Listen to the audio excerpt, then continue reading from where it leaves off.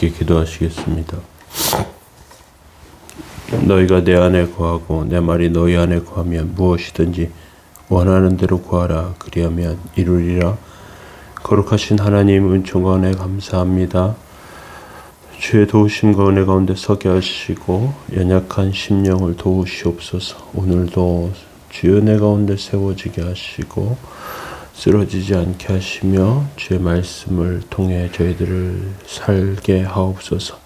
생명과 은혜를 허락하시고 복되고 귀한 삶으로 주 앞에 살게 하옵소서. 도우시기 원합니다. 예수님의 이름으로 기도합니다. 아멘. 찬송가 150장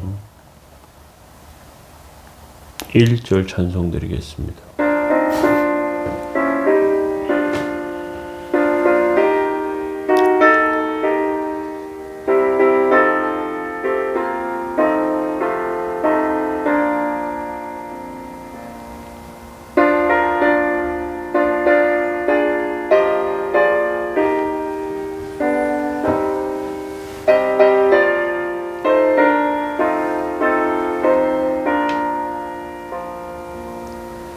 갈보리 산 위에 십자가 섰으니 주가 고난을 당한 표라. 험한 십자가를 내가 사랑함은 주가 보혈을 흘림이라. 죄의 승리를 얻기까지 주의 십자가 사랑하리.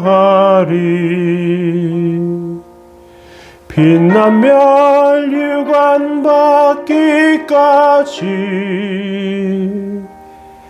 험한 십자가 붙들겠네.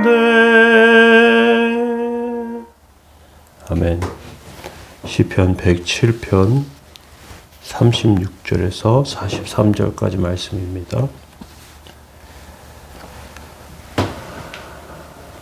35절부터 읽겠습니다. 또 광야가 변하여 못이 되게 하시며 마른 땅이 변하여 샘물이 되게 하시고 줄인 자들로 말미암아 거기 살게 하사 그들이 거주할 성읍을 준비하게 하시고 밭에 파종하며 포도원을 재배하며 풍성한 소출을 거두게 하시며 또 복을 주사 그들이 크게 번성하게 하시고 그들의 가축이 감소하지 않게 하실지라도 다시 압박과 재난과 우환을 통하여 그들의 수를 줄이시며 낮추시는도다. 여호와께서 고관들에게는 능력을 쏟아 부으시고 길이 없는 황야에서 유리하게 하시나 궁핍한 자는 그 고통으로부터 건져주시고 그의 가족을 양떼같이 지켜주시나니 정직한 자는 보고 기뻐하며 모든 사악한 자는 자기 입으로 봉하리로다. 지혜 있는 자들은 이러한 일들을 지켜보고 여호와의 인자하심을 깨달으리로다. 아멘. 네, 오늘 시편 170편 마지막 말씀으로 살펴보기를 원합니다. 시편 107편 말씀을 통해서 앞부분에서는 속량받은 백성에 대해서 살펴보고 뒷부분 23절부터는 신자들의 인생에 대해서 살펴보고 있는데 하나님 큰 폭풍 가운데 어려움을 만난 인생에게 하나님께서는 고통을 통해서 이전에 비교할 수 없는 최고의 인생으로 우리를 인도해 가시는 것을 발견하게 되고요. 그리고 어려움 가운데 밀렸던 인생, 황무지 가운데 황무지까지 밀렸던 사람들에게 35절부터 37절에 보니까 광야가 변하여 못이 되게 하시고 마른 땅이 변하여 샘물이 되게 하신다고 말씀하십니다.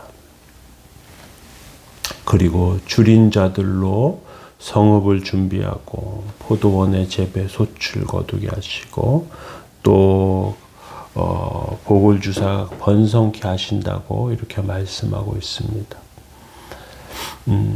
그러한 삶 가운데 우리가 기억해야 할 것이 있습니다. 어려움 가운데서는 하나님을 더 생각합니다. 그런데 이제 삶이 안정되고 부유하게 되면 쉽게 교만하게 되는 것이 저희들의 모습인 것 같습니다. 하나님의 백성에게 위험한 것은 어떤 의미에서 생활의 안정과 세상의 성공입니다. 부유해지면서 부를 차지하기 위해서 더 싸우고요. 높은 자리를 차지하기 위해서 애씁니다. 하나님의 백성은 자기도 모르게 부패하게 되죠. 죄 가운데 하나님께 멀어지게 됩니다. 그리고 이러한 가운데 걱정거리가 없어지니까 긴장이 풀리고 그리고 시험에 듭니다. 쉽게 거짓말을 하고요. 또 평안한 삶 가운데 눈을 다른 데로 돌리고 간음죄를 저지르기도 합니다. 그리고 사람들을 잘 믿지 않고 겉으로는 믿는 체 하면서 위선에 빠지죠. 이때 하나님께서는 그러한 거짓말과 위선을 폭로하십니다. 때때로 수치와 조롱과 멸시를 당하게 하십니다. 어떤 의미에서 평안한 삶이 더 심각한 문제를 가져옵니다. 가난과 불안정보다 더 무서운 것은 생활의 안정이 주는 위선과 부패입니다. 하나님의 백성이 이러한 위선 가운데 빠지는 것, 그리고 그런 평안한 가운데 하나님께서 평안한 가운데 짓는 죄를 하나님께서 드러나게 하시는 이유는 거짓이 틀렸다는 것, 음란이 죄고 잘못됐다는 것을 누구보다도 잘 아시기 때문입니다. 사람들의 마음은 하나님을 속여서라도 죄를 짓고 싶어 하고요. 그리고 유혹에 쉽게 넘어갑니다. 그런데 이것은 복을 걷어차는 행위입니다. 38절과 39절에 보면요. 또 복을 주사 그들을 번성하게 하시고 그 가축이 감소하지 아니하게 하실지라도 다시 압박과 재난과 우환을 통해서 그들의 수를 줄이시며 낮추시는도다. 하나님의 백성이 복을 받는 것보다 하나님께서 복을 주시는데 문제가 없는 삶이 중요하죠. 위선적으로 살면서 그냥 안정적인 삶을 누리다가 잘못되기가 쉽습니다. 너무 평안해서 교만해지고요. 그리고 정말 어려운 사람들을 돌보지 않습니다. 나는 많이 가졌기 때문에 이 정도 누려도 돼 하면서 쉽게 생각하죠. 그리고 이러한 것에서 벗어나게 하시려고 하나님께서 우환과 재난을 압박을 주시기도 합니다. 내가 이렇게 아무렇지도 않게 사는 모습을 하나님께서는 기뻐하시지 않습니다. 그래서 40절에 보니까 여호와께서 고관들에게는 능욕을 쏟아 부으시고 길 없는 광야에서 유리하게 하시나 이렇게 말씀하고 있습니다. 하나님의 백성 끝까지 하나님의 말씀을 붙들어야 망하지 않습니다. 명예를 좋아하다가 능욕을 당합니다. 세상에서 끝까지 성공하는 자는 하나님의 말씀을 붙잡고 견디는 사람이라는 것을 기억해야 합니다. 세상의 성공에 안심하다가 더 많이 가지려고 하다가 그것으로 자기 삶을 그렇게 채워가다가 결국 망하게 되죠. 마지막에 41절부터 마지막 절까지 보면 궁핍한 자는 그 고통으로부터 건져주시고 그의 가족을 양떼같이 지켜주시나니 정직한 자는 보고 기뻐하며 모든 사악한 자는 자기 입을 봉하리로다. 지혜 있는 자들은 이러한 일들을 지켜보고 여호와의 인자하심을 깨달으리로다. 이렇게 말씀합니다. 사악한 자들이 정말 입을 다물게 되는 것은 하나님께서 그들을 치시고 그리고 신실한 자들을 붙드시기 때문에 그렇습니다.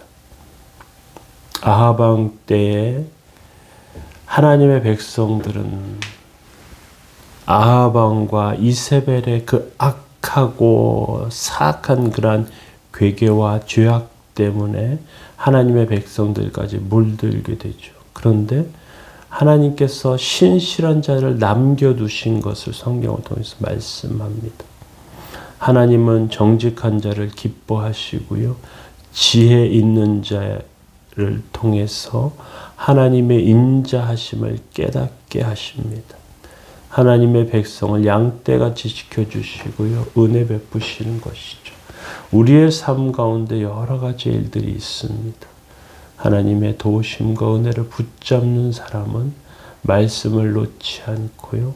그리고 부패하지 않으며 주의 뜻 가운데 세워지는 심령들인 줄 압니다. 주님의 은혜 가운데 살면서 최후 승리 얻기 위해서 빛난 멸류관 받기 위해서 험한 십자가 붙드는 귀하고 복된 삶 다 되시길 예수님의 이름으로 축원합니다. 기도하시겠습니다. 너희가 피곤하여 낙심치 않기 위하여 죄인들의 이같이 자기에게 거역한 일을 참으신 자를 생각하라. 거룩하신 하나님, 오늘도 주의 뜻과 은혜 가운데 서는 복된 삶 되게 하시고 낙심치 아니하고 낭망치 말게 하시며 주의 뜻을 이루며 하나님의 복되고 귀한 삶으로 세워지도록 주님 붙들어 주옵소서. 은혜와 도우심 가운데 서게 하옵소서. 성령의 은혜 가운데 세우시기 원합니다. 예수님의 이름으로 기도합니다. 아멘. 교회를 위해서 기도하시고 군에 가 있는 형제들을 위해서 기도해 주시면 좋겠습니다.